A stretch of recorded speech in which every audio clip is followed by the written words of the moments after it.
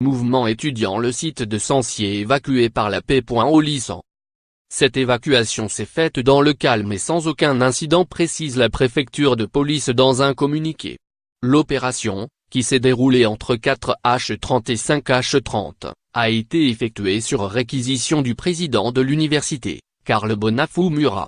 Le président a signalé une détérioration du système électrique jeudi, a précisé lundi matin la ministre de l'Enseignement supérieur, Frédérique Vidal, sur Europe 1. Vendredi, il y a eu des affrontements entre les étudiants ou les personnes présentes sur le site de Sancier, avec une personne hospitalisée, a-t-elle ajouté.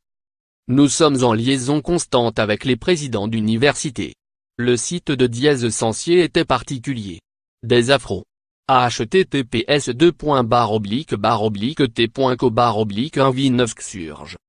Au cours des derniers jours, la présence de plus en plus évidente de personnes extérieures à la Sorbonne Nouvelle, y compris de mineurs, laissait entendre que les étudiants de l'université n'avaient plus la maîtrise des événements, a dit de son côté le président de l'université dans un communiqué. La fermeture administrative du campus devrait rester en vigueur dans les jours qui viennent, le temps de remettre de l'ordre dans les bâtiments et d'en sécuriser l'accès, a précisé Karl Bonafou-Murat. Sur place, les policiers ont découvert plusieurs centaines de bouteilles vides et du matériel destiné à confectionner des engins incendiaires, ainsi que des banderoles affichant des slogans habituellement utilisés par les militants du Black Bloc. Quelques dégradations ont par ailleurs été commises sur les lieux qui sont en cours de constatation aux fins d'exploitation dans un cadre judiciaire, précise le communiqué de la préfecture de police. Le 20 avril, les forces de l'ordre étaient déjà intervenues à Paris sur le site de Tolbiac, Université Paris-Panthéon-Sorbonne, l'un des lieux emblématiques du mouvement étudiant contre la loi orientation et réussite des étudiants.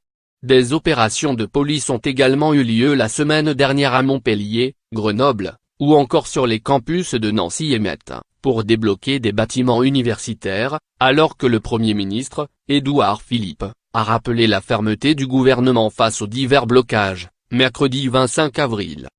Lire aussi. 5 jours après l'évacuation de Tolbiac, la vérité se fait jour. Dans un communiqué publié sur Twitter, le collectif Commune de Sancier a estimé que faire tomber Sancier n'était pas anodin alors que la semaine à venir s'annonçait chargée et intense en mobilisation. 1er mai, 3 mai, 5 mai. Organisation de la coordination nationale étudiante, le collectif appelle à un rassemblement ce lundi à 18h, rue de Santeuil, à 2 pas du site universitaire.